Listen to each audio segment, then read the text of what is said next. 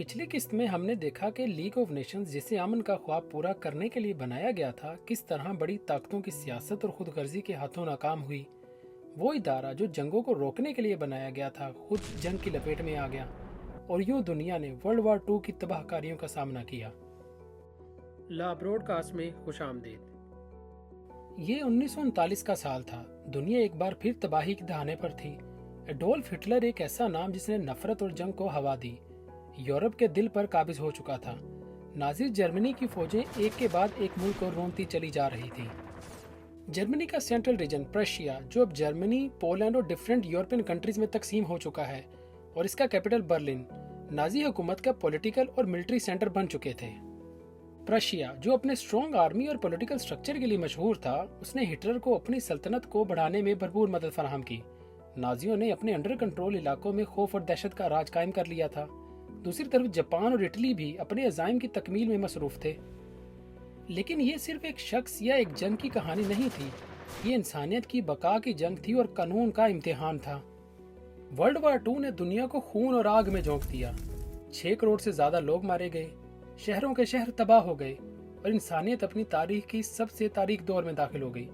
Atom bomb के धमाके, Hiroshima और नागासाकी की तबाही और लाखों बेघर लोग, ये सब एक सवाल उठा रहे थे कि क्या इंसानियत को बचाने के लिए कानून नाकाम हो चुका है।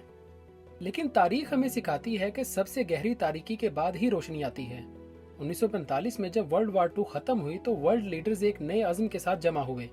इनका मकसद था एक ऐसी ऑर्गेनाइजेशन बनाना जो अमन कायम करे, डिस्प्यूट्स को रोके और ह्यूमन राइट्स का तहफ़्फ़ुज़ करे। इसके लिए एक नया इंटरनेशनल लॉ बनाया गया जिसमें यूनाइटेड नेशंस की बुनियाद रखी गई। यूनाइटेड नेशन का चार्टर ना सिर्फ एक लीगल डॉक्यूमेंट था, बल्कि ये दुनिया के लिए एक नया अहद था। एक ऐसा अहद जो इस बात की जमानत देता था कि दोबारा ऐसी तबाही नहीं होगी।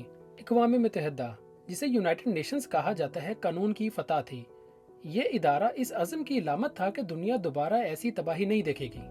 यूनाइटेड नेशंस के चार्टर ने दुनिया में अमन कायम रखने के लिए कानून को अहमियत दी। इस चार्टर में 4 अहम असूल शामिल किए गए। डिस्प्यूट्स को पीसफुली हल करना ताकि जंगे ना हों, ह्यूमन राइट्स प्रोटेक्शन, दुनिया भर में डेवलपमेंट और कोऑपरेशन को बढ़ाना, और कमजोर मुल्कों की सेल्फ डिटर्मिनेशन का दिफा करना। ये चार्टर हमें ये सिखाता है कि कानून सिर्फ ताकतवर के लिए नहीं, बल्कि हर इंसान के हकूक के तहफ़्फ़ुज़ के लिए है। और ये यूनाइटेड नेशंस के क़याम का मकसद था, एक ऐसा इंटरनेशनल लॉ जिसमें हर कौम का एहतराम किया जाए और हर इंसान के हकूक की हिफाजत की जाए। यूनाइटेड नेशंस वर्ल्ड वार 2 के बाद कानून की सबसे बड़ी कामयाबी है। ये ऑर्गेनाइजेशन हमें ये याद दिलाती है कि अमन सिर्फ ख्वाब नहीं, बल्कि कानून के जरिए हकीकत बन सकता है। आज यूनाइटेड नेशंस इंटरनेशनल लेवल पर dispute resolution, human rights protection और इंटरनेशनल कोऑपरेशन के लिए काम कर रही है। ये हमें बताती है कि अगर हम कानून के असूलों पर अमल करें तो हम एक बेहतर और पीसफुल दुनिया की तश्कील दे सकते हैं। ये यूनाइटेड नेशंस की कामयाबी है और ये कानून की फतह है। लेकिन सवाल ये है कि क्या यूनाइटेड नेशंस दुनिया के तमाम मसाइल हल कर सकी है? क्या कश्मीर जैसे डिस्प्यूट्स और इसराइल फ़लस्तीन की जंग जैसे मसाइल भी कभी मुकम्मल तौर पर हल हो पाएंगे? ये सवालात हमें ये याद दिलाते हैं कि इंटरनेशनल पीस का सफ़र अभी मुकम्मल नहीं हुआ और हमें मिलकर इस सफ़र को जारी रखना है।